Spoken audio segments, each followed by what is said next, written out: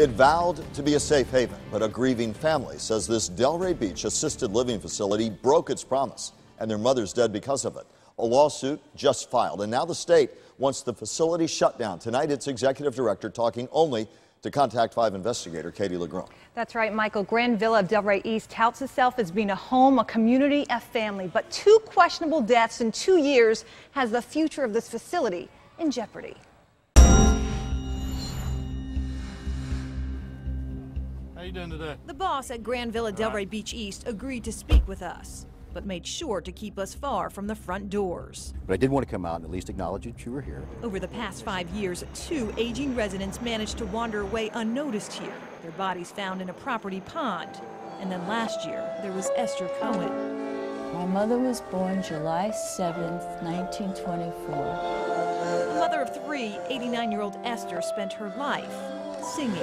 Love is many splendid things. That was her thrill in life, was to sing. Always polished and proper. My mother was the type of woman that had a lot of dignity about herself. Esther's daughter says that's not the way her mother died. She was laying on the floor for about 9 or 10 hours without anybody coming in to check on her. In these state reports, staff admitted Esther's death was the result of, quote, miscommunication.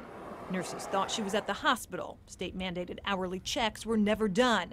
How could my mother die that way? How could she be ignored? Esther was found the next morning, lifeless, bruised, and balled up on the floor beside her bed.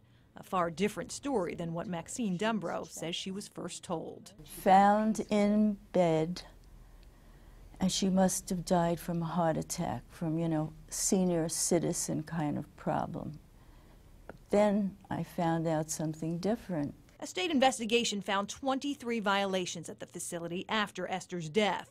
Failures in staffing to training, medication to overall safety. The state is now recommending the facility lose its license to operate. We've made a lot of changes already, going to continue to make changes, and that's really all I can say at this time. But its executive director wouldn't say much more. Why should the public feel confident that you guys are a safe facility? We need to trust that we're doing everything that we can, that we are a safe community. But I need to go at this time, though. All right, but thank you, Katie. Did Esther die because of neglect? Because thanks for coming. They went beyond that neglect to absolute recklessness. Maxine and her attorney are now suing. What do I want to say to the facility? They should close the doors on that place. A place she trusted to keep her mother's dignity alive. She died a terrible death, just a terrible death, and she just did not deserve to die that way. While the state is recommending the facility's license not be renewed, the company does have the opportunity to change that. Now, you can view the history of a long-term care facility from its license status to its inspection reports by logging on to the Florida Agency for Healthcare Administration. We've made it easy by linking it to our website, WPTV.com.